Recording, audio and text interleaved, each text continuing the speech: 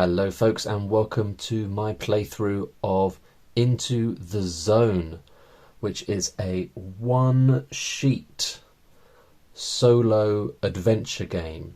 I'm the Lone Adventurer.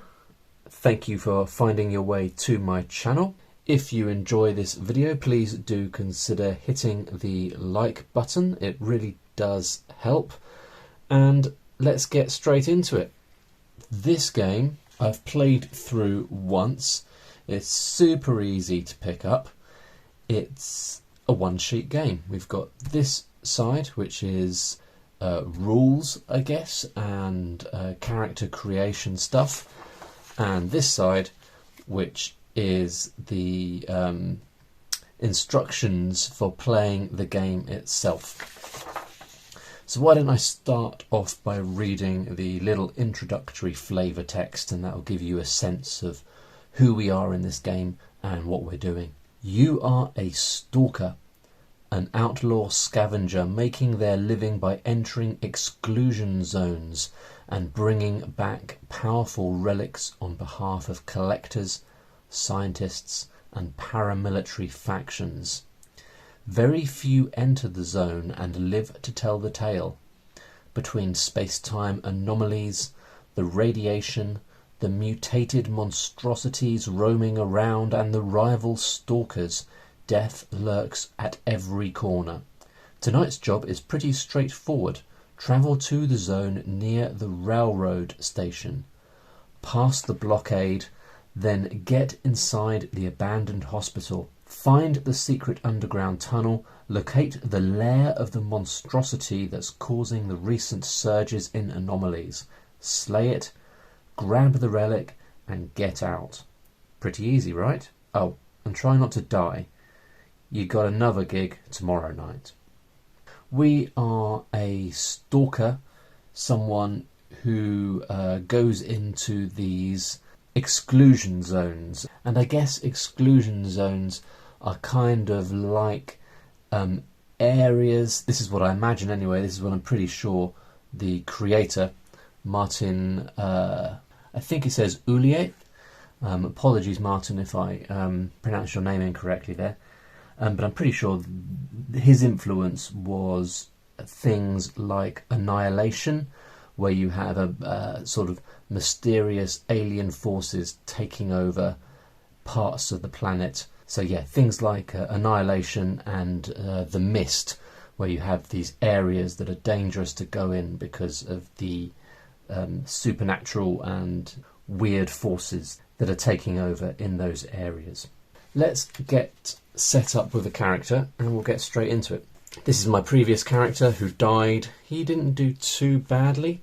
He got through. You have to, in order to succeed, you have to work your way through, what's this, 5 zones and then a final zone. So you have blue zone 1, 2 and 3, then yellow zone 1 and 2, and then the red zone. And the red zone is where you encounter the final abomination, and if you beat the abomination then you win the game. So my previous character, who I called Mobius, didn't last too long. He made it into the first yellow zone, where a ghoul stalker took him down quite easily. He was a little bit unlucky. He had a rifle very briefly, and then the rifle, he lost the rifle before he even got to use it. So that was pretty annoying. Right, so we need to give our character a name. I'm just going to go for Rex. This is Rex the Stalker. Now, we need to have 3 abilities, which are Strength, Dexterity and Will. And in order to generate those, you just roll 3d6 for each. So it's very, very random. Let's see, I did quite well in the last one. Old Mobius, he had a strength of 15, and I thought to myself, well, this is going to work out all right. And then it didn't. So our new character Rex has got a strength of 9, 10, 11. And I'm pretty sure this dash here is, so you have your starting and max strength. I think that's what it is, a max strength. And then on the other side you can count it down, because certainly the strength In fact, all of them, your strength, your dexterity and your will, can all be reduced.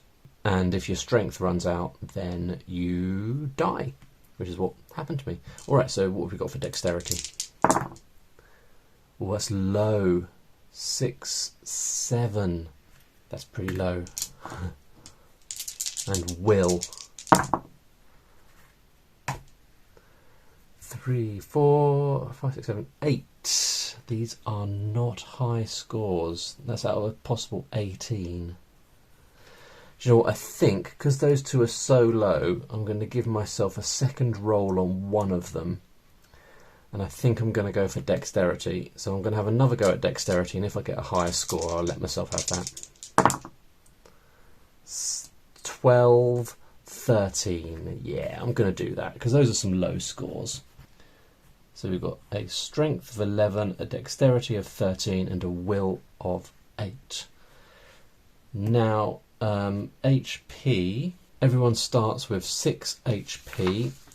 It took me a little while to get used to how HP works in this game, because most of these rules are just perfectly explained and everything is very clear and very concise and doesn't leave too much to question, although there was a couple of other elements that I was less sure about.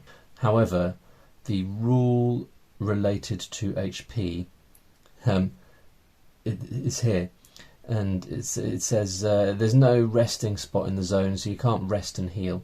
And then it says hopefully your HP refills after each fight, and I think that just means your HP refills after each fight. The hopefully is sort of an odd little way of phrasing it, and I don't think that it means anything. So I think after each fight your HP refills, and it's sort of a buffer before your strength starts to go down. So you reduce your HP, then when that's to 0 you reduce your strength, and when your strength gets to 0 you lose, and after each fight your HP goes back up. At least that's how I played, and I died pretty fast, so you can't have been making it too easy on me. Yeah, so your options are to start with 6 HP. Oh, D6 HP, so I've got to roll for it. That's right. The last game I had 5. But this game we're going to have 5 as well. I'm fine with that. So we're not having 6, we're having 5. You could optionally start with 2d6 HP, which would make it easier, and some starting items. So what I did in the last game was I created sort of a medium level ability, which is starting with 6 HP like the regular level, and then having the starting items like the easy level. And I guess I partly did that because I liked the idea of having some items to play with. I also suspected that it would be necessary, and it did turn out that that was the case. So let's do that again. We're going to roll 1d8 to get one of these special items, and do that twice. 4 gives us a lucky trinket. Re-roll any dice roll, 1 use. Okay. And we're going to roll for another one. 7 gives us an ammo pouch. Brilliant. 2d4 ammo. Okay. Where's my d4? There it is. 2d4. Isn't that the same as 1d8? I'm just going to roll 1d8. Is that 1? Oh, I suppose 2d4 wouldn't allow you to get 1, would it? So I'm going to do that again. This is a little bit cheats. 3 and 1. Okay, so 4. So quite a modest amount of ammo, but we've got 4 ammo. Now, ammo is something that I felt was slightly lacking in clarity here. It doesn't really tell you how your ammo goes down. My sort of assumption, not that I ever got to use a weapon, a firearm, that is, but what I'm thinking is every time you fire your weapon, every time you attack with your weapon, your ammo goes down by 1. It might be that that's such a logical assumption that Martin decided it wasn't entirely necessary to include it in his very tight amount of space that he gave himself to design this game in. Now we need to choose a job. So I'm going to roll for this and do it randomly, which is what I did last time. So a 2, a 1 and a 2 will give us the first option because there's 3 options. And that is soldier. So our job is soldier. There's not a spot for that on here, so I'm just writing it here in this gap. You have advantage when rolling initiative. That's pretty good. Do you know what? I think in the last game I started to forget to roll initiative. But you get advantage on initiative. You start with a rifle, more ammo, and a gas mask. Very cool. Although I don't know what happens when you run out of ammo. Hopefully that won't happen. So what we've got 4 ammo, so we're going to get 2d4 additional ammo. 3 and 4. 3 and 1, sorry, so 4 in total. Again, so we've got 8 ammo in total, starting with a rifle. I can't see any specific difference between using a melee weapon and a range weapon. Maybe in certain situations that matters, but I haven't come across one of those situations yet. So D10 damage. So a rifle does D10 damage, i.e. when you roll for damage you roll a D10, so that's pretty awesome. In the last game I had a knife, which is D6 damage, so I was doing a lot less damage a lot of the time, but obviously a knife doesn't need ammo, so you don't have that risk of running out. And we've got a gas mask, and that means that we take half damage from certain anomalies. Anomalies are sort of weird, non-enemy encounters that you can have in the game. Things like wormholes and toxic sludge and weird stuff in the exclusion zone. Right, I think that might be it. So the game ends if we die, or if we get to the red zone, defeat the abomination, at which point we gain a relic, which is a sort of a cool thing. Doesn't look like the relics have game abilities, they're just cool things. Okay, I think we should maybe make a start and get into this. We're going to start in the blue zone. So the way this works is, in each zone you roll 1d6 and that will tell you what encounter you have in that zone. If you survive that encounter, you can then move on to the next zone.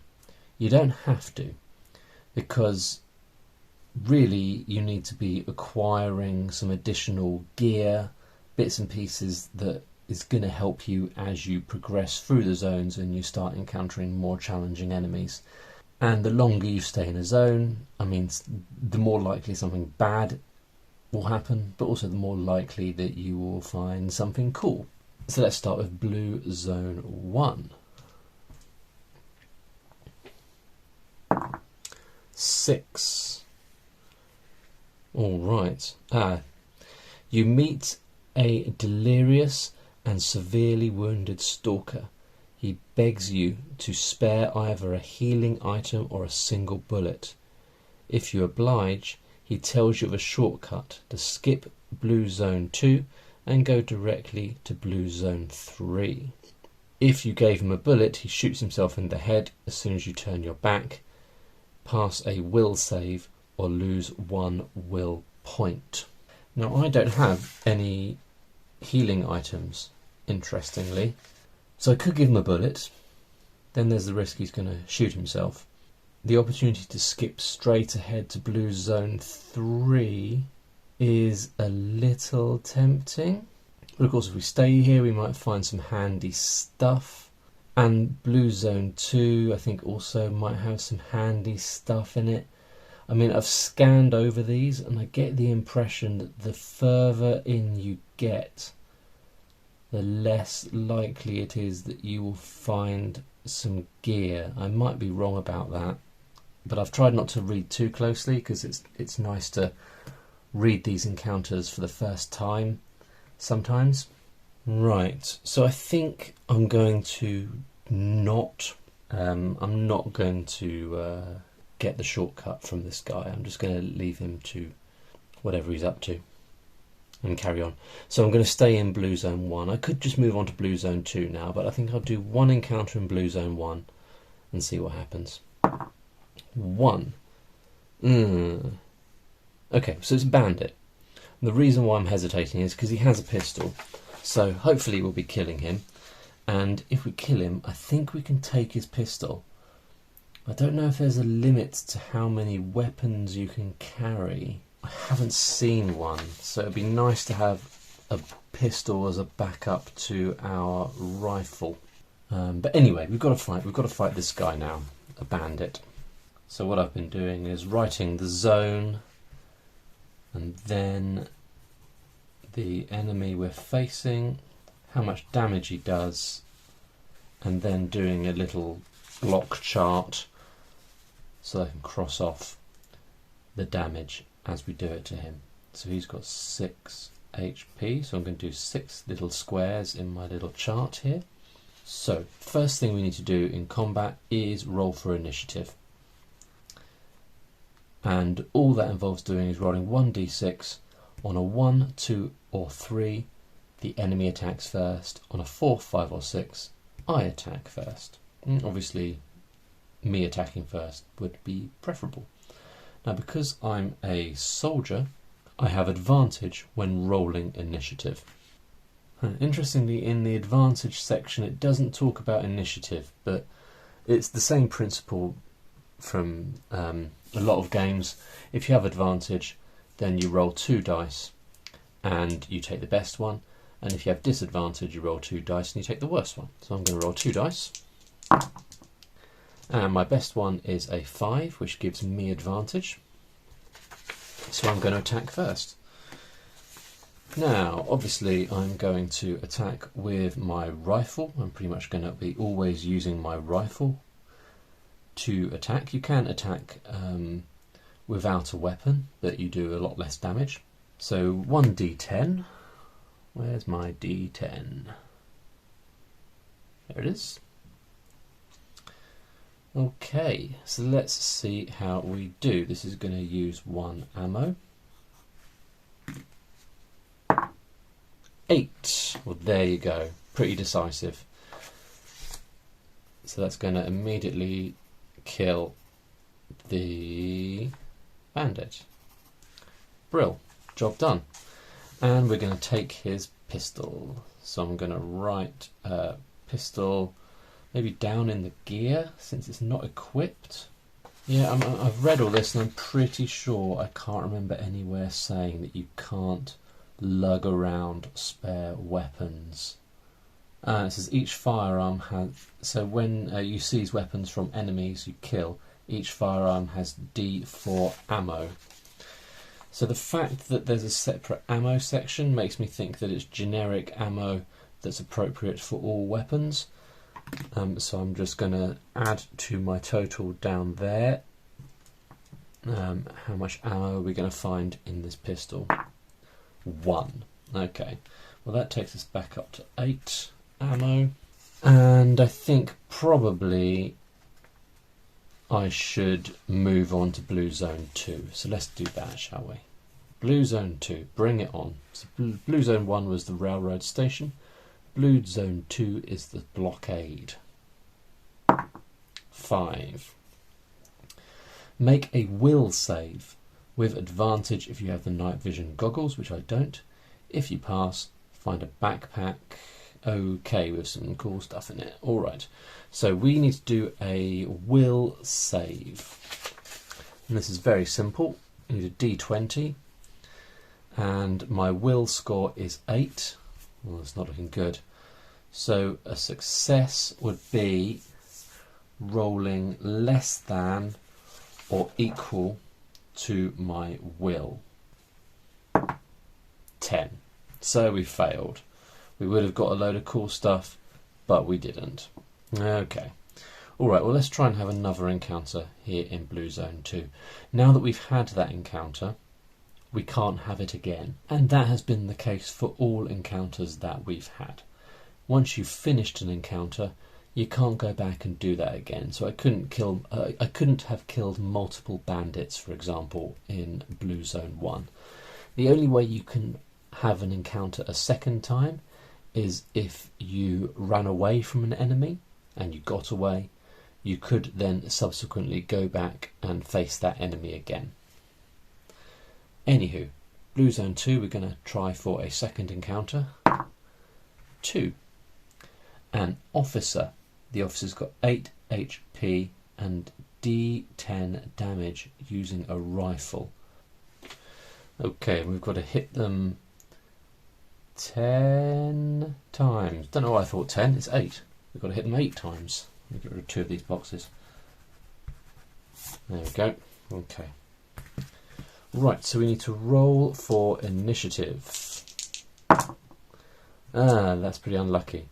So the officer is going to go first. Remember, if you roll a 1, 2 or a 3, the enemy gets the initiative, and both my dice are less than 3, or 3 or less. Right. So D10 worth of damage they're going to do to me. This could get nasty very quickly. 5. Right, so that's going to immediately knock out all of my HP. Then I get to attack back. 8. Wow, brilliant. Okay, so that immediately kills the officer. No messing around at all. And the officer has a rifle, so I guess I have a spare rifle as well. Right, but the officer is dead. I've got an extra rifle. Obviously there's going to be some ammo in the rifle. 1d4. 1 extra bullet. Oh, well that hitting that officer would have cost me a bullet, which would have taken me down to 7, and then I can go back up to 8. Right, and I think at the end of the combat, my HP goes back up to 5. Had I lost some of my strength would have remained permanently down, and my max HP would have gone back up to 5. As it did anyway. So how are we doing here? This is Zone 2.